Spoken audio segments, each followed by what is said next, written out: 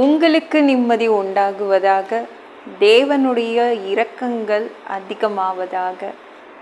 தேவன் என்ன சொல்கிறாங்கன்னா, சங்கீதம் 119:17, உமது அடியேனுக்கு அனுகூலமாயிரும், அப்பொழுது நான் பிழைத்து உமது வசனத்தை கைக்கொள்ளுவேன்.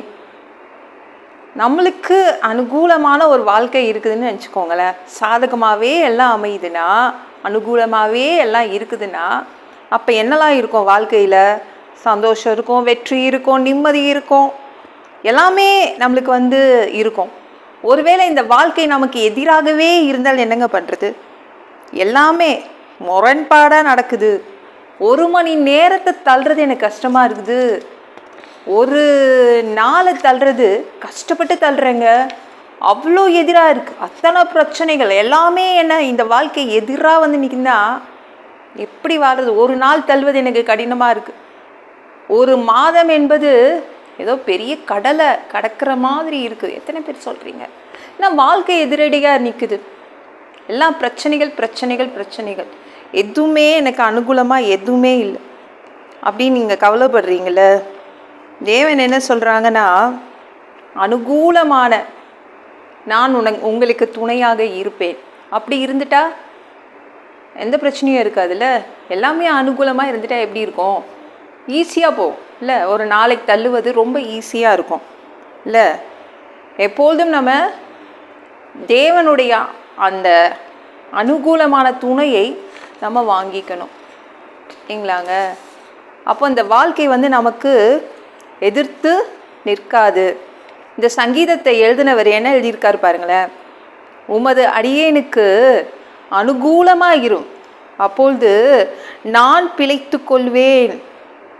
கொஞ்சம் அனுகூலமாக இருங்க, அப்போ தான் என்னால் பொழைச்சிக்க முடியும் அப்படின்னு இந்த வசனத்தை எழுதினவர் சொல்கிறாரு. நம்மளும் அப்படியே ப்ரேயர் பண்ணுவோம். தேவனே எனக்கு கொஞ்சம் அனுகூலமாக இருங்க, அப்போ தான் என்னால் வாழ முடியும். ஏன்னா என் வாழ்க்கையில் அத்தனை பிரச்சனை எனக்கு எதிராக நிற்குது. நான் என்ன பண்ணுறது? ஏசப்பா ப்ளீஸ்ப்பா எனக்கு அனுகூலமாக இருங்க அப்படின்னு நம்ம ப்ரேயர் பண்ணிக்கணும். சரிங்களா? அவர் மட்டும் அனுகூலமாக இருந்து விட்டால், இயேசு நம்முடைய வாழ்க்கையை நடத்துவதற்கு அவர் அனுகூலமாக இருந்தால் என்ன நடக்கும்? வாழ்க்கை அப்படியே சூப்பராக போகும். அதனால் நிறைய ப்ரேயர் பண்ணுங்கள். இயேசுவே தயவுசெய்து இன்றைக்கி என் வாழ்க்கை அனுகூலமாக போகணும், எல்லா பிரச்சனைகளும் எதிராக நிற்கக்கூடாது அப்படின்னு நீங்கள் ப்ரேயர் பண்ணுங்கள். என்னங்க எனிமி, இது எதிரினா நம்ம ஓரமாக ஒதுங்கி போயிடலாம். ஆனால் இது என்னுடைய வாழ்க்கை, நான் வாழ்ந்து கொண்டிருக்கிற வாழ்க்கை. எப்படி இந்த வாழ்க்கையை விட்டு நான் எங்கே ஓடி போகிறது? இதுதான் என் வாழ்க்கை, இதை விட்டு நான் எங்கேயும் போக முடியாது இல்லை? கரெக்ட் தானே? அதனால் தேவன்கிட்ட ஜெபம் பண்ணுங்க. ஆண்டவரே அனுகூலமான துணையாக இருங்க அப்படின்னு ஜெபம் பண்ணுங்க. அப்போ தேவன் அனுகூலமாக இருந்து விட்டால் இந்த வாழ்க்கையும் அனுகூலமாய், எல்லாமே நம்மளுக்கு எதிரடையாக இருக்காது.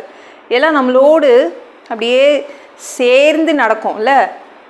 அப்போ நம்மளுக்கு பிரச்சனையே இல்லாமல் இந்த வாழ்க்கையை தள்ளிடலாம் இல்லை? நீங்கள் மொர்தெகாய் பாருங்களேன். எஸ்தருக்கு ஆள் விட்டு சொல்கிறாங்க, நம்ம இனிமேலேருந்து கஷ்டம் வாழ்கிறது, இந்த வாழ்க்கையை நம்மளை க்ளோஸ் பண்ணிடும், இந்த வாழ்க்கையை நம்மளை காலி பண்ணிடும், அந்த அளவு பெரிய பிரச்சனை ஒன்று கிளம்பி இருக்கு. யார் சொல்லி விட்டது? மொர்தெகாய் எஸ்தர்கிட்ட சொல்லி விட்டான். அதனால் நீ போய் ராஜாவை போய் பாரு, ஏதாவது கிடைக்கும், நம்மளுக்கு தப்பிச்சிடலாம் அப்படின்னு மொர்தெகாய் எஸ்தருக்கு ஆள் அனுப்பி சொல்கிறான். எஸ்தர் என்ன சொல்லிவிட்டா? இந்த ராஜா, இந்த அகாஸ்வேரு ராஜா, இந்த நாட்டு ராஜா, இவரெல்லாம் எனக்கு அனுகூலமாக இருப்பாரா? எனக்கு நம்பிக்கை இல்லை. நமக்கு, நம் இனத்திற்கு இவரெல்லாம் அனுகூலமாக இருப்பாரா? எனக்கு நம்பிக்கை இல்லை. ஆனால் நாம் வணங்கும் தேவாதி தேவன் நமக்கு அனுகூலமாக இருப்பார். அதனால் சித்தப்பா நீங்கள் என்ன பண்ணுங்கள்? ஃபாஸ்டிங் இருந்து ஜெபம் பண்ணுங்க. நம்ம தேவன் நமக்கு அனுகூலமாக இருப்பார். எஸ்தர் ராணி அப்படி தான் சொல்லி விட்டா. இவங்களுக்கு அனுகூலமாக தான் எல்லாம் நடந்துச்சு.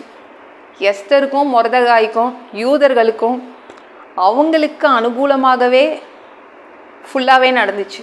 அதனால தான் அவங்க அந்த நாட்டில் வாழ முடிஞ்சிச்சு. உங்களுக்கு அனுகூலமாக தேவன் எல்லாவற்றையும் நடத்தி தருவார். அப்போது ஸ்மூத்தாக போயிடும் எல்லாமே. எதுவுமே உங்களுக்கு எதிராக வந்து நிற்காது. சரிங்களா? அப்போ உங்களுக்கு சந்தோஷம் இருக்கும், நிம்மதி இருக்கும், வெற்றி இருக்கும், எல்லாமே இருக்கும். இந்த வீடியோ பிடிச்சிருந்துச்சுன்னா மற்றவங்களுக்கும் ஷேர் பண்ண மறக்காதீங்க. கர்த்தர் தாமே உங்களை ஆசீர்வதிப்பாராக. ஜெபம் பண்ணலாமா? அன்பு பிதாவே, உங்கள் பிள்ளைங்க உங்கள் பாதத்தில் வந்திருக்காங்கப்பா. சாமி இரக்கம் செய்யுங்க, இறங்குங்க அப்பா. உங்கள் பிள்ளைங்களுக்கு எதிராக வாழ்க்கை இருந்தால் எப்படி வாழ்கிறதுப்பா? தயவுசெய்து உங்கள் பிள்ளைங்களுக்கு அனுகூலமான வாழ்க்கையை நீங்கள் அனுகூலமாக மாற்றி கொடுங்க. நீங்கள் உதவி செய்யுங்க. உங்கள் பிள்ளைங்க சந்தோஷமாக வாழ்ந்துடுவாங்க, நிம்மதியாக வாழ்ந்துடுவாங்க, நிறைய வெற்றி கிடைக்கும். உங்கள் பிள்ளைங்களுக்கு அனுகூலமாய் மாற்றி கொடுங்க எல்லாவற்றையும் பா. உங்கள் பிள்ளைங்களுக்கு சாதகமாய் மாற்றி கொடுங்க பா. எல்லா பொல்லாத பிசாசுகள், ஏவல்கள், மந்திரங்கள், தற்கொலை ஆவிகள், பயத்தின் ஆவிகள், பலவீனப்படுத்துகின்ற ஆவிகள் எல்லாம் இயேசு என்ற பெயரினை கொண்டு துரத்துகிறேன். ஓடிப்போ. உங்கள் பிள்ளைங்களை இரத்த கூட்டிக்குள் மறைச்சிக்கோங்க. பரிசுத்த ஆவியால் நிரப்புங்க. ஞானஸ்நானம் எடுக்கணும். ரட்சிப்பீராக பா. இயேசுவின் காயப்பட்ட தழும்புகளால் எல்லா வியாதிகளும், எல்லா பலவீனங்களும், கேன்சர் போன்ற வியாதிகளும், மரணப்படுக்கைகளும், பரம்பரை வியாதிகளும் சரியாகுவதாக பா. மனிதனாக பிறந்தா ஜீவ புஸ்தகத்தில் பேர் இருக்கணும்பா. அப்படி இல்லைன்னா அந்த மனிதனை பிடிச்சி நீங்களே நரகத்தில் தள்ளிடுவீங்க. வேண்டாமாப்பா. தீ எரிக்கிற இடத்துலலாம் எங்களை அனுப்பாதீங்க. எப்படி வாழ்கிறது? பரலோகத்துக்கு வர்றதுக்கு ஆசைப்படுறோம். அடித்து உதச்சி திருத்தி எங்களை பரலோகத்துக்கு அனுப்பிடுங்கப்பா. கழுவப்படாத பாவங்கள் எல்லாம் உங்கள் திரு ரத்தத்தை கொண்டு கழுவி எங்களை பரலோகத்துக்கே அனுப்பிடுங்கப்பா. எந்த ஒரு இமை பொழுது நீங்கள் வருவீங்க, நீ இயேசுவை வணங்கி பசுத்தமாக வாழ்ந்து காத்துட்ருக்கோம்.